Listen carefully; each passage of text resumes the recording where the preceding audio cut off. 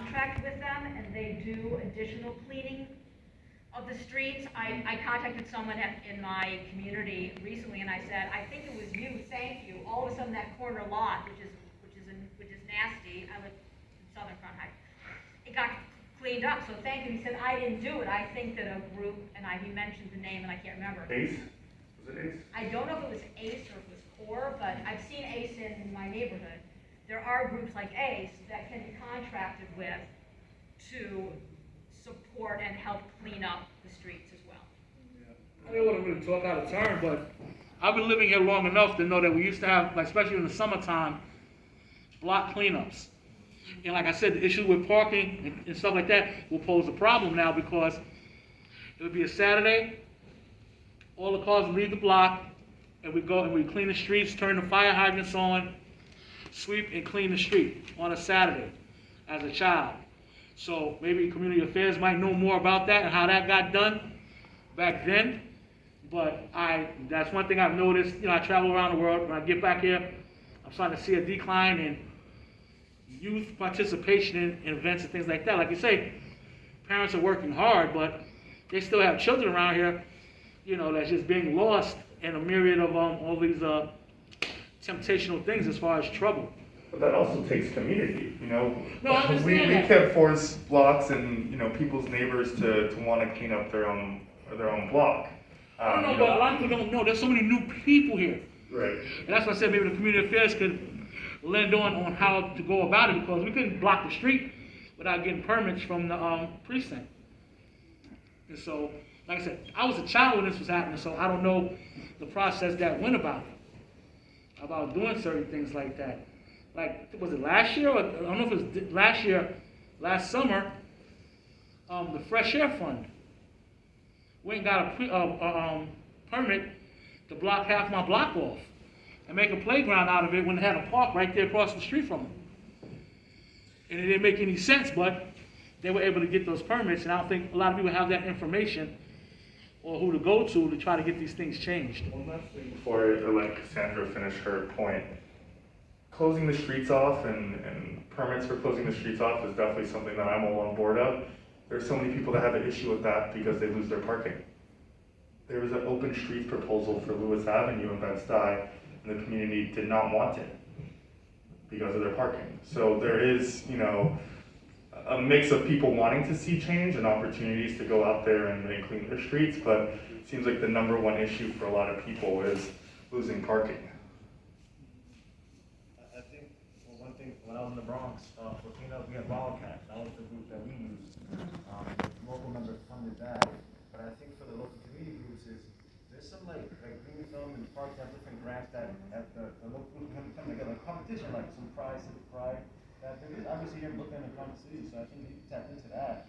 Definitely. Yeah, I definitely think ACE, when they are there, it's great, but I think we need more of it, particularly because Utica is one of the biggest transportation hubs in Brooklyn, and it's not just the residents. Like, there's so many people coming in and out of our neighborhood, and given that, like, the Department of Transportation is making money off of using our neighborhood as a transportation route, I do think our neighborhood does need more support, because the areas that have the most trash are by the bus stops, by the subway station, I'm sure everybody in the neighborhood can attest.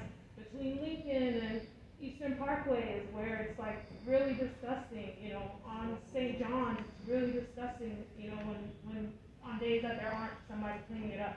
So if that could be something that's implemented more in our neighborhood, I think it would be really helpful. I do have a question about policing. We're lucky to have the 77th precinct in our neighborhood, but this particular area of Crown Heights has so many shootings, so many people dying. Like, it feels like every month somebody got shot on Rochester, or on Buffalo, or on Sterling specifically.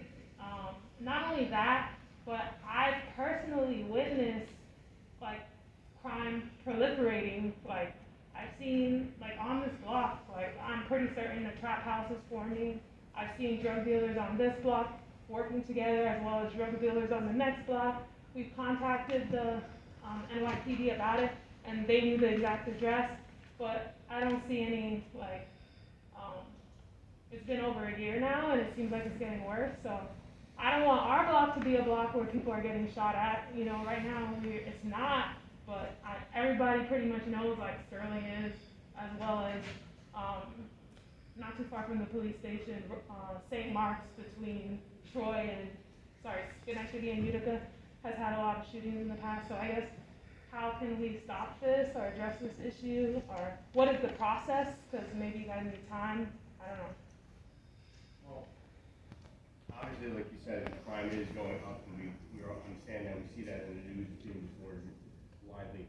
In the 7-7, we have seen a little more uptick with the nicer weather coming out, more people are out, more people are engaging with each other. We in the 7-7, we do deploy all our resources, you know, we're giving numerous resources from the city to also help manage that as far as extra personnel. We are aware of Sterling, that's one of the places where we focus on. We have a neighborhood safety team that we deploy that's out there between 5:30 and 2 a.m. in the morning.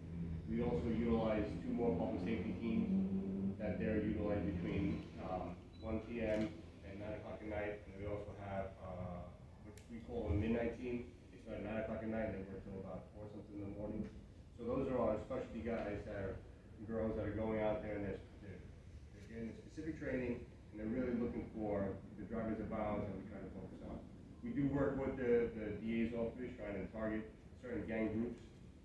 We work with the Detective Bureau as well as to try to identify this. We have field intelligence officers that go out there, like you said, for a trap house.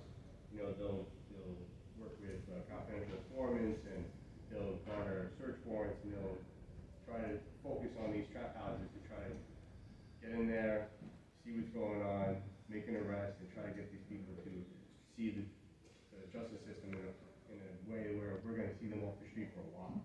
You know, so we are working on it, and obviously we're aware of what's going on. We definitely try to target areas that we see higher violence, like we work with PSA 2, which is housing developments for Albany, where you said was over by Schenectady and Troy. So we work with them over there for also deployment. We are getting a lot more personnel right now, and that's really what's going to help us be more out there, really making contact with the community and really showing them that we're out there.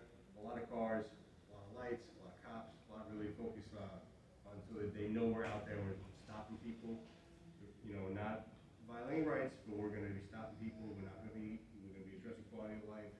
So we're going to try to do that, and hopefully that will tamp down some of those violence. Can I just ask the agency folks to use mics again, just in case there are people in the back that are hard of hearing?